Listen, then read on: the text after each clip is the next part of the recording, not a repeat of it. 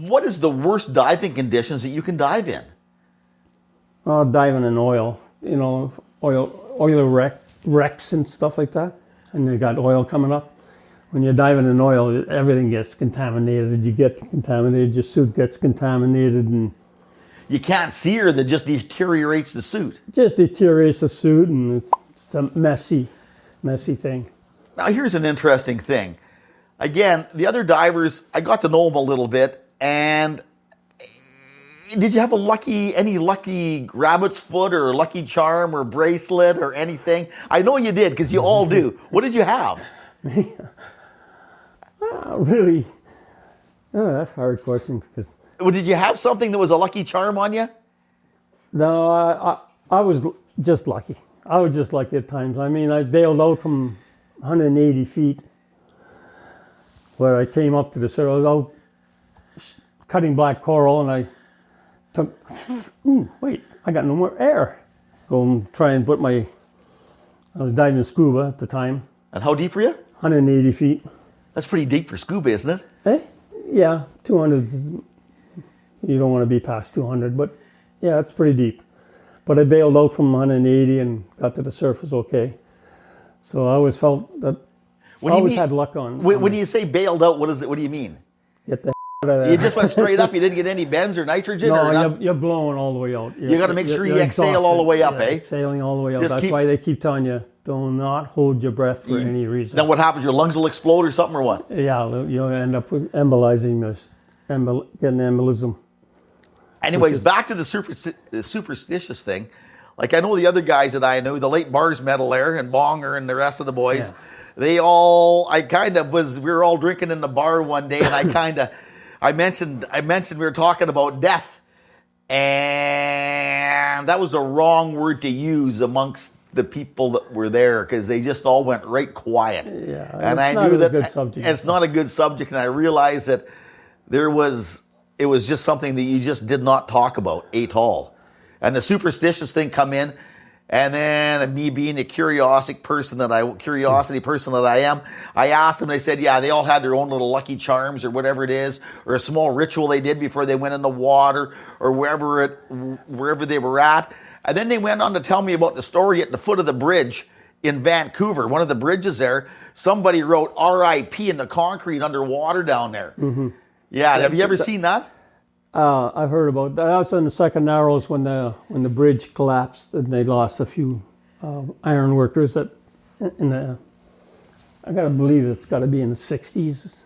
Yeah, and they talked about that briefly, and I just kind of let that alone and they were fairly superstitious about certain things that you just didn't talk about, eh? Exactly. Like, I don't know, the people understand the conditions, but I tell you what, how do you keep your balls screwed on that deep? Like, again, they don't understand you're down there. You got an umbilical cord going down there. You're down there. It's like having a shooting squad shooting at you. You're there. You're at the mercy of all kinds of different things that can happen to you. How do you deal with that? How do you explain it? You just got to do it. It's all part of the job. Once you get down there, you're down there for a reason. You're down there to do some work. And you just do your work, and then you just come back up, and then party hardy. Party hardy. Just put it out of your mind and go to work. That's all you have to do. How do you keep yourself from panicking when your hose gets caught on something? Well, that's the hard thing, but you got topside personnel, the supervisor's looking after you. You got a standby diver up there. He's going to come. Yeah, but they're a long ways away from you. Well, you hope he gets there in time. I wouldn't think it's a job that just anybody's cut out to do. It's not. It's a certain type of a personality that you have to have.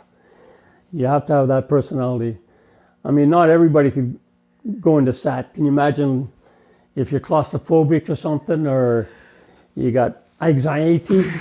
I tell you what, it would come out about your house payments or something, or the bank's going to come and repossess you, and you're inside the chamber, and for 28 days you can't come out. That's the type of stuff that you got to put out of your mind. And dealing with your wife at home. Exactly. There must have been some issues with that, I would think, with guys in there dealing with their wife at home. Oh, yeah. Yeah, they just, yeah. Getting a Dear John letter in SAT isn't very nice. I know of a couple couple of hands. No. Oh yeah, yeah. It's not very good. It's almost like combat. I mean, guys come back from Vietnam and the Gulf. Is that right, eh? Yeah. You wake up with kind of just, you ever wake up thinking you're drowning or anything ever? No, my fear was snakes. I was always afraid. There's snakes in the water, obviously? Oh yeah, there's How big are snakes? I don't like fucking snakes. How big are snakes? Well, these are quite poisonous sea snakes. Seriously? Oh yeah. They get you through your suit? Nah, they can't get you. It's just a thought, though. Yeah. They can get you right here is about where they can get you. They grab you like this. They can't, the jaws can't bite there, but there's areas in your gloves or your hands. Yeah. And they wouldn't even go through the glove, I don't think. But I'm just scared of snakes. That's interesting. Now here's an interesting question. You always hear about octopus stories. You ever have any octopus stories? Oh yeah. What do they do to you? How big were they? They get on the east coast. On the west coast here, they get quite large. Like we're talking large, 5 feet, 10 feet, 4 feet. Tentacles maybe 6 to 8 feet across. What we used to do is you go hunt them. You take a Javex bottle, like a ketchup bottle, and fill it up with Javex, and you put it in their hole. So when they come out, they just come out. Then you just get them to wrap. They wrap on you, then you bring them up to the surface. Why? Why would you want an octopus to wrap around you and go to surface? Well, you don't want to stay down there with them. Well, what do they do to you down there? They don't do nothing. The only thing is on an octopus that's solid is a beak. It's like a parrot's beak. Okay. That's the only thing. How tough is it? It's strong. Will it chew a hole in your suit? Eh? It could give you a little nip, but they won't restrain you or hold you down or go around your helmet and. Oh yeah, they'll rip your mask off. They'll pull your regulator out of your mouth. Yeah. Phil, my boss there, Phil Newton there, he's got some good octopus tails when he was diving in the 50s and 60s on the west coast here. He's got some. And then when Cousteau came over, they went out. You know Jacques Cousteau? No, I don't. Did you? No, I've never had. Never. Now, we're all looking at here, guys, at these helmets. You actually wore one of these helmets? Yeah. Yeah, this is a Morris helmet. It's almost like the U.S. Navy Mark V. Okay. Now, again, you see men of honor. They're actually that heavy, eh? How much does the whole suit weigh? The helmets are... He could be up... Because he was wearing a gas hat. Okay. And the gas hat is a lot heavier. It's about probably 180 pounds of just breastplate and hat. Then you got your weight belt. Your weight belts they're about 17 pounds of your boots. Is that right, eh? You don't probably wear the sole off them too fast, eh? No. No. You wouldn't want to get kicked in the with it. No. Interesting. You wore boots just like that, obviously, or yeah? Yeah. Yeah, when you keep your feet down, because what happens is with the suit, it'll blow up on your legs and you go up, you end up upside down. You can end up upside down, so that's why you're wearing the boots. Oh, then you'd have a hell of a problem if you're upside down. All the water in the suit would fill in your mask and you'd drown. You could. If there was, that's why you don't want to get upside down on these things. I tell you what, it's not, again, people I don't think realize how dangerous it is down there. I tell you what. There's a lot of things to take into consideration. No, the other thing is the life expectancy. There we go to the death thing again. Is not that great, is it? Well, I've lost a few good friends in the last year or so. I've lost Rod Butler, who's a good friend. He's done a lot of SAT in the North Sea. Mike Eaton, Phil Newton, yeah, Dave Porter. I mean, these are guys that I worked with for 40, But they're 50 years. diving or just natural causes? Well, a little bit of both, eh? I think it's a little bit of both. But it's that's the problem. We're looking back at it now, you're saying, I bet you that's from diving, Yeah, it just the effects of diving and the effects of doing it. Because I know that, I don't know, when they were talking about it, and they'd come up and they go, well, out of 200 people throughout the course of your life, there may be, like, in the end of 15 years, there would be probably maybe 30 people left. Yeah. The rest have all died in diving accidents. Yeah. You know? Yeah, in the North Sea, it used to be pretty bad. I mean, with diving accidents.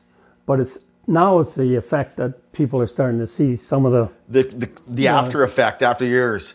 After years of diving, and who knows what, you know. I mean, I got 2 knee replacements because I've been hitting the knees, it bends in the knees. Oh, is that right? What do you mean now? Explain that. It bends in the knees. It's just... Well, the bubble ended up in my knee. Decompression sickness. Decompression was, yeah. And I got it in the knee, and then I contributed my knee problems to the times I was being bent. Interesting. From stuff like that. But that's just, plus getting old. I tell you what. Now, on the funnier side, there must be some interesting things that happen. There's a particular story that I heard somebody talking about a big old fish down there that was doing some interesting stuff. What's some interesting stuff that's happened down there? There's some fun stuff. Well, I remember one time coming back to the bell, I couldn't get in. All I see is this big tail swooping back and forth. And you only got 24 inches to get back in, right? What do you mean? Well, your bell bottom door is only 24 inches in diameter. Sleeping outside? Yeah, well, we slim you down pretty fast. You got to slim down pretty fast. But, anyways, yeah. So I come back in, and the bell tender, he's in there, he's petting this thing. He's got this thing. What's he petting? A grouper, big fish. A big grouper. These are a couple 100 pounds fish. No And so I'm telling him, come on, get him out. And he's in there.